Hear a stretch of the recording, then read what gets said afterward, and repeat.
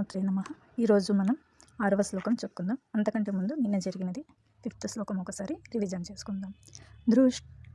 దృష్టకేతుశ్చేకితానః కాశీరాజశ్చ వీర్యవాన్ పురుజిత్ కుంతిభోజశ్చ శైబ్యశ్చ నరపుంగవః. ఈరోజు 6వ శ్లోకము.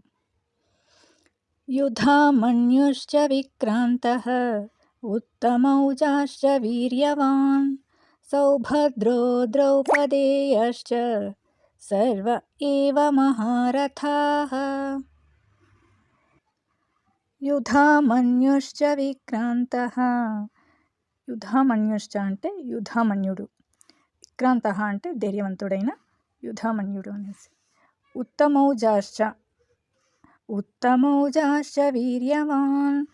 ఉత్తమౌజాశ్చ అంటే ఉత్తమౌజుడు, వీర్యవాన్ అంటే వీరుడైన ఉత్తమౌజుడు అని అర్థం అన్నమాట. సౌభద్రో ద్రౌపదేయశ్చ. సౌభద్రో అంటే సుభద్రాదేవి కుమారుడు, ద్రౌపదేయాశ్చ అంటే ద్రౌపదీదేవి పుత్రులు అని అర్థం అన్నమాట. సౌభద్రో ద్రౌపదేయాశ్చ సుభద్ర కుమారుడు ద్రౌపది పుత్రులు. ద్రౌపది పుత్రులు వచ్చేసింది. ద్రౌపదికి 5 మంది భర్తలు, పంచపాండవులు అంటారు. వారి యొక్క పుత్రుల్ని ఉప పాండవులు అంటారనమాట, 5 మందిని. ఇక సుభద్రాదేవి కుమారుడు వచ్చేసింది అభిమన్యుడు. అభిమన్యుడు వచ్చేసి సుభద్రాదేవికి అర్జునునికి పుట్టిన కుమారుడు. సర్వ ఏవ మహారథాః. సర్వ అంటే అందరూ, ఏవ అంటే నిజంగా, మహారథాః అంటే మహాయోధులు, శక్తివంతమైన మహాయోధులు అని అర్థం అన్నమాట. ఇక్కడ యుధామన్యుడు, ఉత్తమౌజుడు వీళ్ళిద్దరూ కూడా అర్జునునికి సన్నిహితులు అన్నమాట.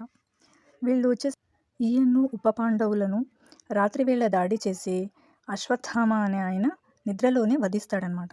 యాక్చువల్లీ ఎప్పుడు కానీ సాయంత్రం పూట్ల యుద్ధం చేయకూడదు అనేది యుద్ధ నిబంధన. ఆ నిబంధనకు విరుద్ధంగా అశ్వత్థామ రాత్రివేళ దాడి చేసి వీళ్ళని నిద్రలోనే హతమారుస్తాడు. ఇక్కడ అభిమన్యుడికి చక్రవ్యూహంలో వెళ్ళడం తెలుస్తుంది కానీ రావడం తెలియకపోవడం వల్ల ఈయన మరణిస్తాడు. ఈ శ్లోకాన్ని ఇంకొకసారి చెప్పుకుందాం. యుధామన్యుశ్చ విక్రాంతః ఉత్తమౌజాశ్చ వీర్యవాన్ సౌభద్రో ద్రౌపదేయాశ్చ సర్వ ఏవ మహారథాః. 7వ శ్లోకాన్ని మనం రేపు చెప్పుకుందాం.